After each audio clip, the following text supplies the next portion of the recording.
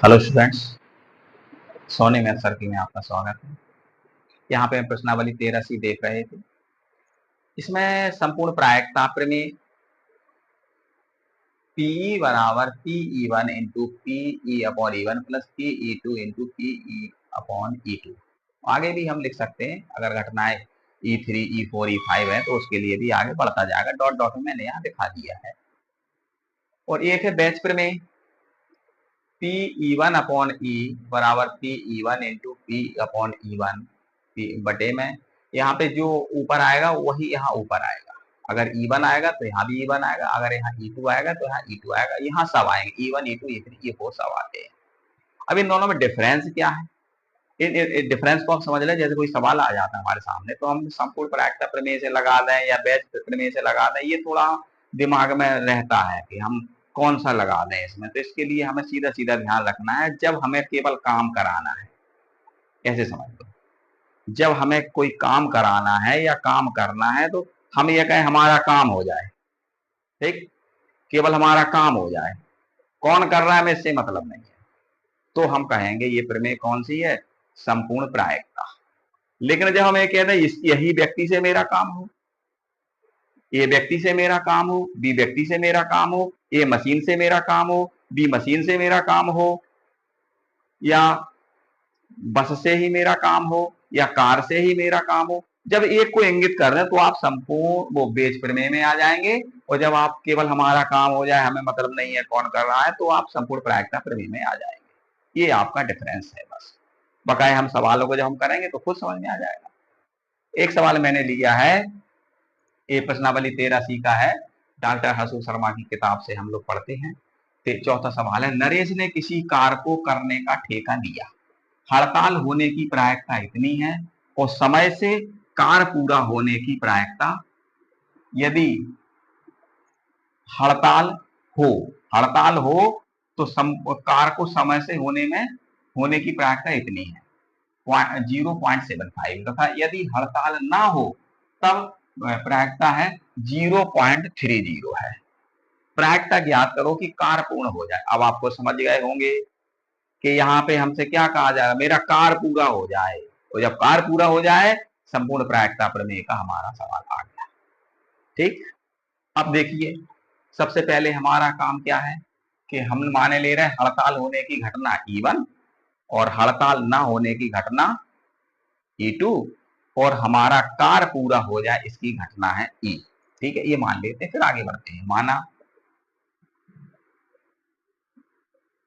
हड़ताल होने की घटना E1 तथा हड़ताल ना होने की घटना E2 है, तथा समय से कार पूर्ण होने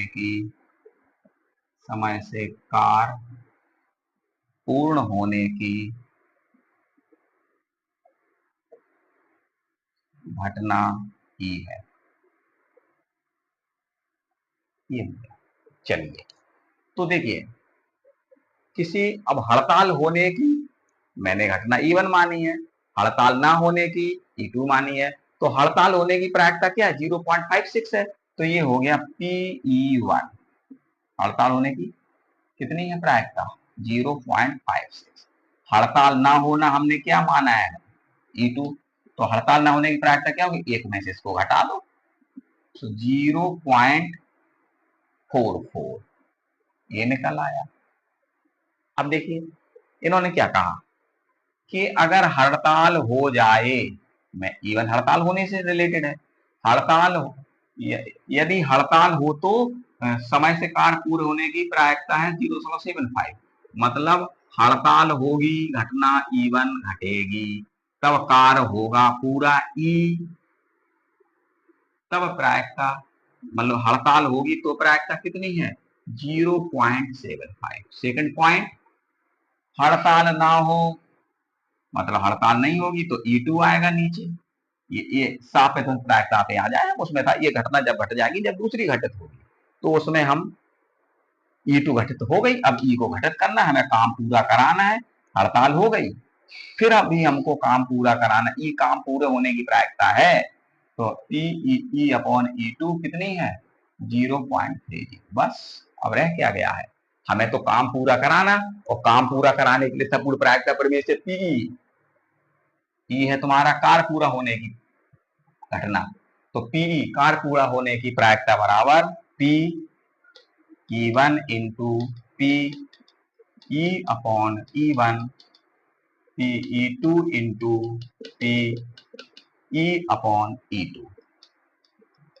बस वैल्यू आप भर के इसको सॉल्व कर लो, तो पी E1 मेरे पास 0.56 और पी ई अपॉन E1 कितना है 0.75, फिर प्लस PE2 मेरे पास, PE2 मेरे पास है 0.44 into PE upon E2, PE upon E2 कितना है 0.30। ये हो गया, इसको सॉल्व कर लेना और आंसर आपको मिल जाएगा। फिर मैं आ जाता हूँ, एक सवाल है बहुत अधिकतर इसकी चर्चा होती रहती है सवाल की, कि एक ताश की गड्डी है और उससे एक पत्ता खो जाता है, ठीक, और एक मिनट साफ कर लेते हैं जरा, देखें 52 ताश की गड्डी से एक पत्ता खो जाता है, शेष पत्तों में से 2 पत्ते निकाले जाते हैं जो पान के पत्ते हैं, खो गए पत्ते के पान के होने की प्रायिकता ज्ञात करो। अब यहाँ पे आप खुद समझ जाए, यहाँ पे इंगित कर दिया। पहले चलो शुरुआत से, ताश की गड्डी, एक पत्ता खो गया, ठीक है, एक पत्ता खो गया, कन्फर्म नहीं है कि काय का खो गया है, ठीक।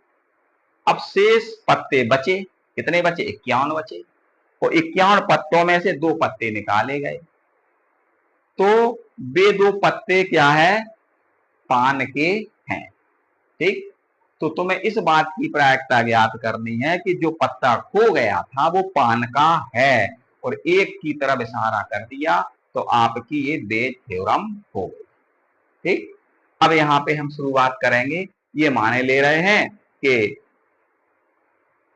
पान का पत्ता, स्टार्टिंग कहाँ से, पान का पत्ता खोने से, तो हमने ये मान लिया कि पान का पत्ता खोने की प्रायिकता है, वो घटना है E1, और पान का पत्ता ना खोने की घटना है E2, और इसके बाद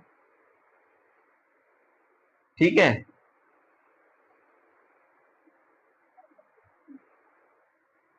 उसके बाद पान का पत्ता निकालने की घटना E है, ठीक। तो हम चलते हैं, इसमें लिखें माना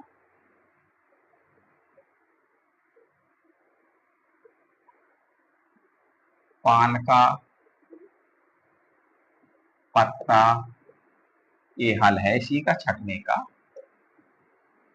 पान का पत्ता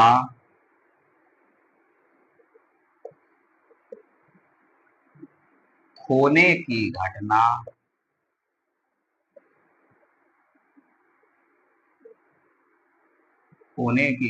है E1, तथा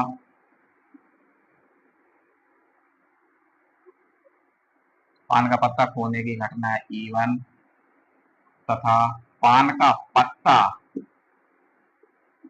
ना खोने की घटना E है,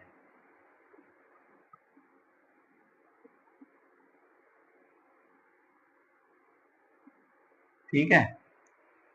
इसके बाद क्या है, अब हम अगला काम क्या होता है कि उसके बाद 2 पत्ते निकाले जाते हैं, और पान के पत्ते निकालने की घटना ई है, मतलब कब घटना ई है, हमें तो पान का पत्ता निकालने ही है 2, चाहे स्टार्टिंग में मेरा पत्ता पान का खोए तो भी हमको 2 पान के पत्ते निकालने हैं, और पान का पत्ता नहीं भी खो तो भी हमको पान के 2 पत्ते निकालने हैं, बशर्ते इन्होंने ये कह दिया है कि पत्ता जो खोया था, एक कंडीशन मैंने क्या मानी कि पान का पत्ता खो रहा, एक कंडीशन मैंने क्या मानी है, पान का पत्ता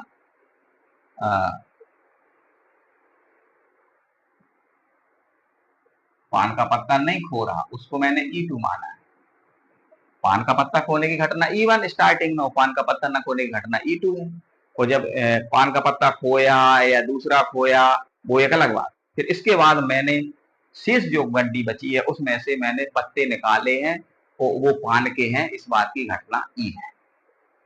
तो यहाँ पे अब हम कैसे पहचाने, से बेस थ्योरम है, बेस थ्योरम ऐसे पहचाने, इन्होंने इंगित कर दिया कि जैसे मैंने दो घटना मानी, एक E1 मानी, एक E2 मानी, पान का पत्ता खोने की, पान का पत्ता नहीं खोने की।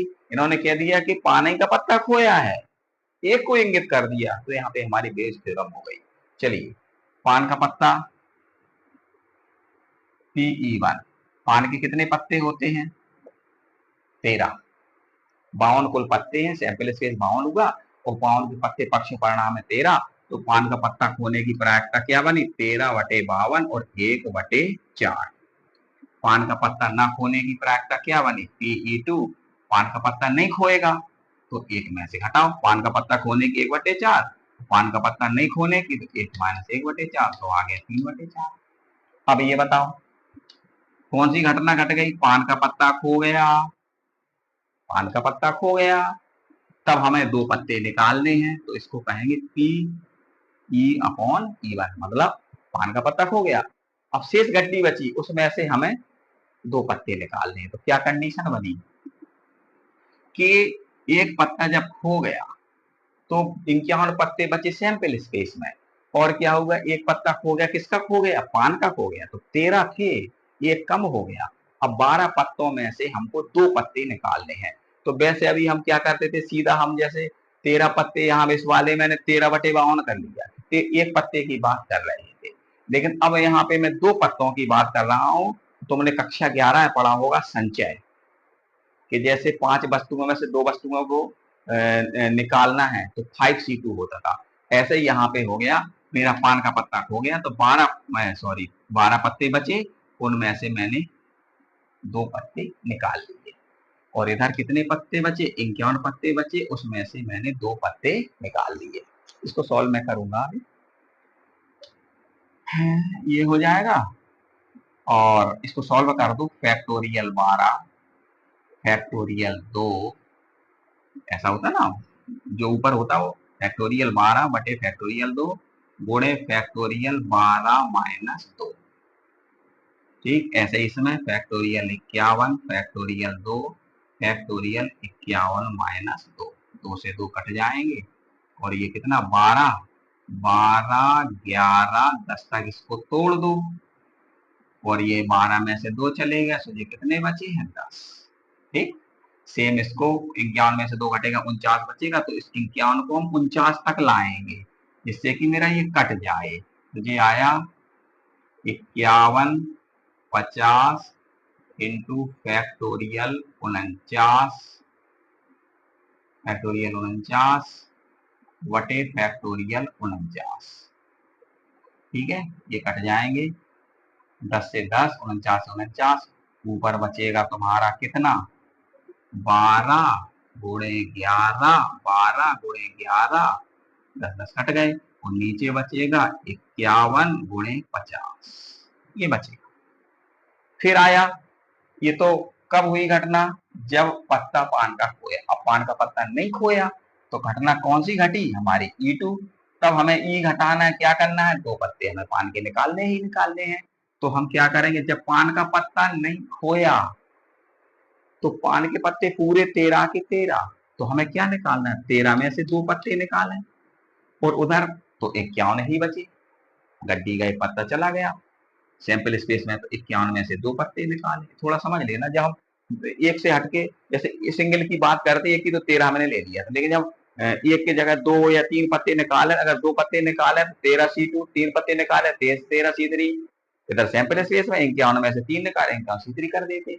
चलिए इसको सॉल्व कर लो, factorial 13 factorial 2 factorial 13 - 2 factorial 51, factorial 2, factorial 51 minus 2, 13 12 11, factorial 2, factorial 11, factorial 51 50 49 factorial और फैक्टोरियल 2 फैक्टोरियल 49 49 49 11 11 2 2 ऊपर बचा है 13 गुणे 12 51 गुणे 50। अब आ जाइए प्रायिकता के सूत्र पे। यहाँ पे इन्होंने ये जो बात कही है, खो गए पत्ते के पान के होने की, मतलब कौन सी घटना घटाने जा रहे हैं? पहली वाली। और पहली वाली का मतलब ये है बैच प्रमेय में, जब पहली वाले की बात हो तो यहाँ पे ईवन आ जाता। अगर दूसरे वाले की अगर ये कहते थे खोया गया पान का पत्ता नहीं था, तो हमारी घटना E2 घट रही, तो हम यहाँ पे E2 ऊपर ले लेते, लेकिन हमारी घटना पान के पत्ते खोने की है, तो E1 है। तो जब हम यहाँ पे E1 है ऊपर, तो यहाँ E1 आएगा और नीचे सब E1 E2 सब आ जाएंगे। तो हम यहाँ पे क्या करेंगे? अब हम यहाँ पे लगाएंगे बैच थ्योरम। सो हमें P E1 अपॉन E बराबर P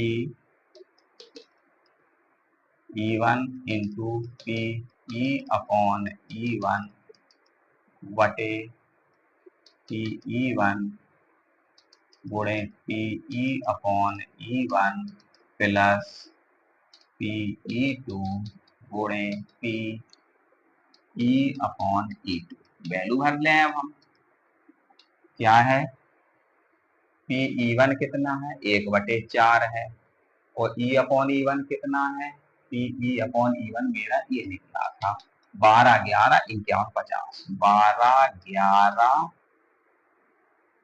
बटे 51 50। इसमें आ जाओ, P E1 1/4, 12 11 51 50 प्लस 3/4 निकली थी Pe2, Pe2 3/4 निकला था, तो Pe2 3/4, और इसमें कितना है? 13 12 51 50, 51 50। ठीक, 51 50 ऊपर नीचे के हम कॉमन लेके काट देंगे, तो ये बचेगा 4 51 50 51 50 51 50 कट गया, ये कॉमन लेके काट देना तुम। तो ये 4 3 12, 4 से 12 कटा 3 बार, और 3 का गुणा करो 11 में, सो आ गया 33 ऊपर आया, और बटे में 4 3 12 और 11 3 33 प्लस 4 3 12 और 13 3 39। ये हो गया तुम्हारा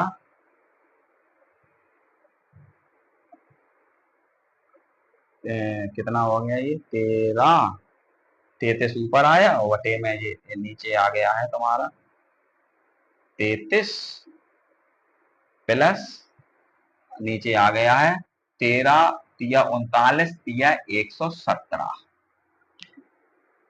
117 में 33 जुड़ जाएंगे, सो 150, 33 बटे 150, 3 से काट दो, 3 एक 3 50 हम 150, 11/50 इसका आंसर आ जाए। इस प्रकार ये सवाल आपका हो जाएगा। इसी प्रकार से कभी कभी इसका पत्ता चेंज कर देते हैं, कभी कुछ कह देते हैं, कभी और भी पत्ता कह सकते हैं। एक 21वां सवाल इसी का है, जैसे 52 ताश की गड्डी में से एक पत्ता खो जाता है, शेष पत्तों से 2 पत्ते निकाले जाते हैं जो ईंट के हैं, तो खो गए पत्ते के ईंट के होने की प्रायिकता क्या? तो सेम वही सवाल है, केवल पान की जगह मैंने ईंट कह दिया है और इसमें कोई अलग बात नहीं है। ठीक है, अगला सवाल देखते हैं, इसको मैं पहले समाप्त कर लूं।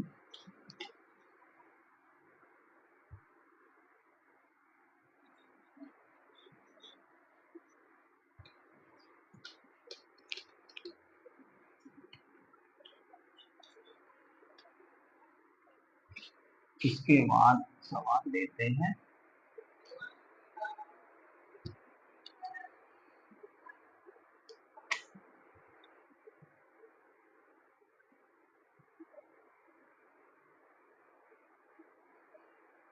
एक सवाल है, 9वां सवाल है। एक विद्यालय में 9वीं 10वीं 11वीं के छात्रों का प्रतिशत 40 50 10 है। एक विद्यालय में 9वीं 10वीं और 11वीं के छात्रों का प्रतिशत 40 50 10 है। 40 50 10 है। यदि उनमें से 10% कला के, 12%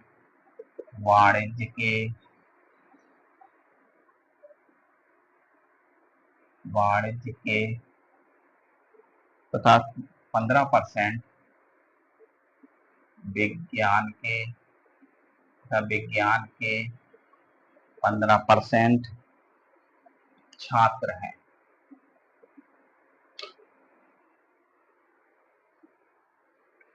इस बात की प्रायिकता ज्ञात करो।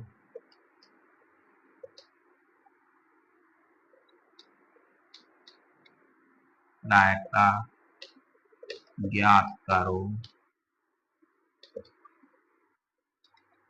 यादृच्छा चुना गया एक छात्र 10वीं का है।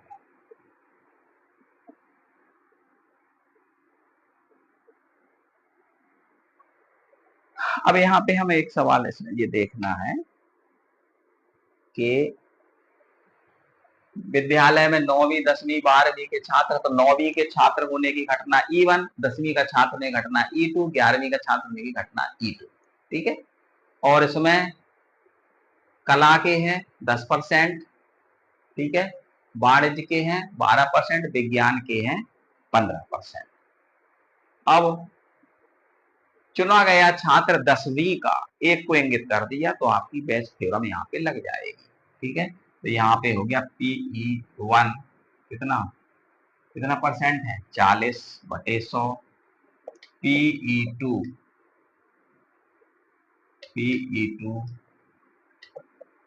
कितना है, 50%, 50/100। PE3 कितना है, 10%, 10/100। फिर इसमें कला PE/E1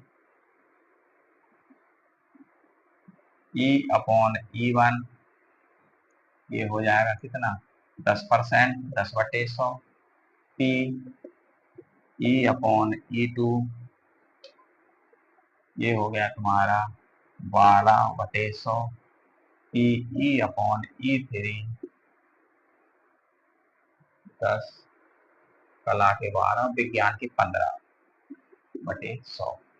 अब हमें किसका, 10वीं की बात कर रहे हैं। 10वीं का मतलब सेकंड पॉइंट पे आया है, तो E2 हमें निकालना है। तो बस PE2/E जो ऊपर आएगा वही ऊपर आएगा। PE2 PE/E2 PE1 PE/E1 PE2 PE/E2 PE3 PE/E3। Value भर के हल कर देना इसको अब तुम। ठीक है। इसके बाद एक सवाल और देखते हैं, इसको हटाए दे रहे हैं, इसको मान भर के हल कर देना।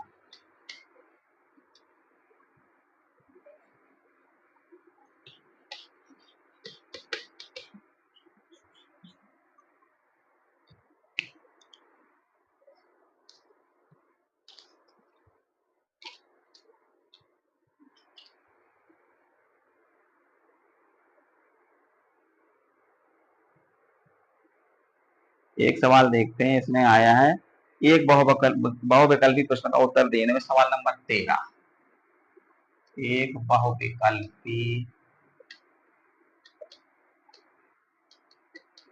बहुविकल्पीय प्रश्न का उत्तर देने में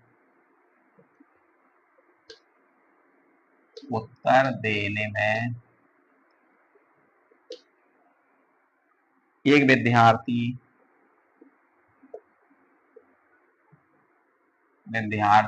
या तो प्रश्न का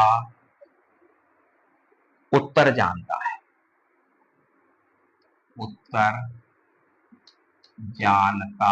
है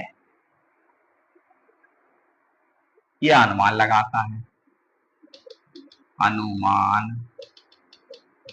लगाता है। ठीक है, उत्तर जानने की प्रायिकता 3/4 है। उत्तर जानने की प्रायिकता 3/4 है और अनुमान लगाने की प्रायिकता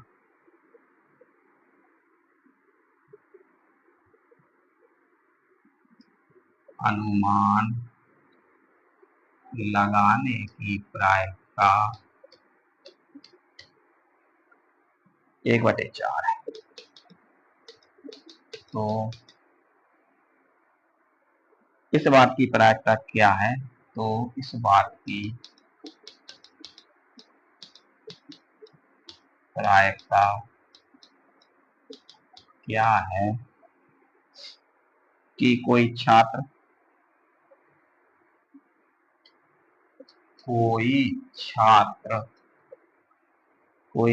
प्रश्न का उत्तर जानता है यदि वह ज्ञात है कि उसने सही उत्तर दिया है। कोई छात्र प्रश्न का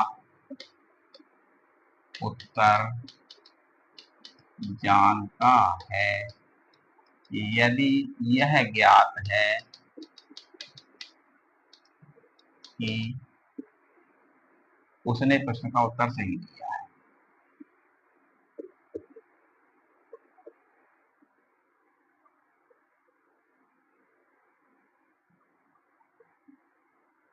ये बात मतलब ये है कि ये बहुविकल्पी का प्रश्न का उत्तर देने में एक विद्यार्थी या तो प्रश्न का उत्तर जानता है या सीधे अन्य लगा देता है। तो अनुमान लगाता है, अनुमान लगा के उत्तर देता है, तो उसके उत्तर जानने की प्रायिकता 3/4, उत्तर न जानने की प्रायिकता 1/4 है। अब अगर उसने किसी प्रश्न का उत्तर दिया है तो वो सही ही निकल गया, तो आपको इस बात की प्रायिकता ज्ञात करनी है कि वो उत्तर को जानता था। तो वही बात आ गई कि किसी एक बात को इंगित कर दिया गया कि उत्तर जानता था। तो हम यहाँ पे बेज थ्योरम में चले जाएंगे। माना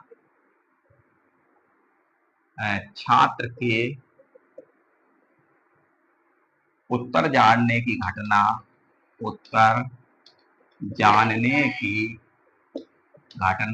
इवन व उत्तर न जानने की घटना E2 तथा सही उत्तर देने की घटना E है। तथा सही उत्तर देने की घटना E है। चलो, उत्तर जान रहा है PE1 3/4, उत्तर नहीं जान रहा है 1/4 दिया ना। प्रश्न का उत्तर जानना कितना है? उत्तर जानने की प्रायिकता 3/4 और अनुमान लगाना मतलब अनुमान का उत्तर नहीं जान रहा, अनुमान लगा के कर रहा है तो 1/4 है। अब इसके बाद अगर वो उत्तर जानता है तो घटना क्या है? E1 उत्तर जानने की घटना E1, तो उत्तर जानता है और फिर वो उत्तर देता है। तो क्या उत्तर जानता है? मैं जानता हूं कि भारत की राजधानी दिल्ली है, तो भारत की राजधानी दिल्ली है सही निकलेगा। इसमें क्या प्रायिकता 1 होगी फिर तो यहाँ पे प्रायिकता 1 हो गई। लेकिन वो उत्तर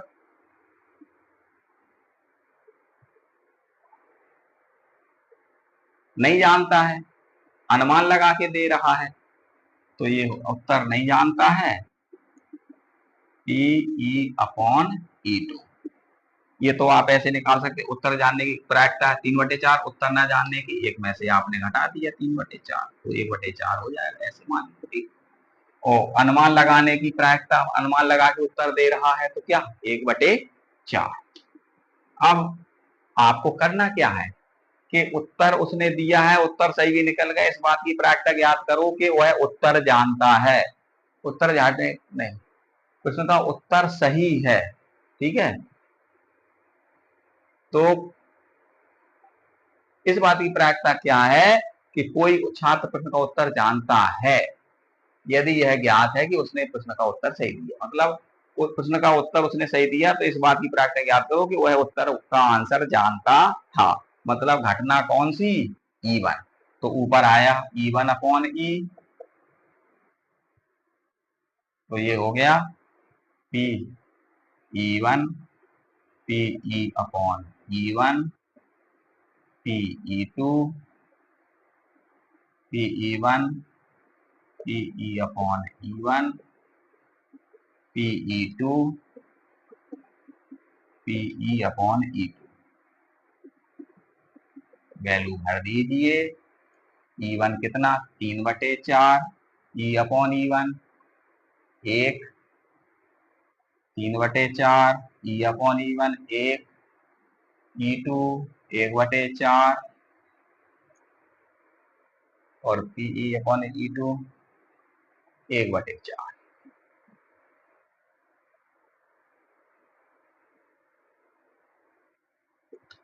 3/4 बटे में ऊपर आया, बटे में आया है 3/4, 1/16, 3/4, 16 लघुत्तम आया, 4 चौके 16 और 4 3 12, 16 एकम 16, ये आ गया 3/4 और 13/16, 3/4 और ये 4 चौके 16, 4 3 12, 16 एकम 16, 13/16, 3/4 और ये 16/13, 4 चौके 16, 12/13, 12/13 ये आ जाएगा, ठीक है। और ये सवाल नंबर आपका 13 होगा। इसी तरह आप और सवालों की प्रैक्टिस करेंगे, देखेंगे क्या स्थिति बनती है। और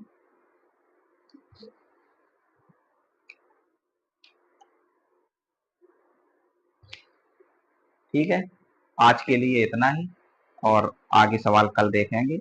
अगर वीडियो पसंद आता है तो वीडियो को लाइक करें और इसको शेयर करें। ओके।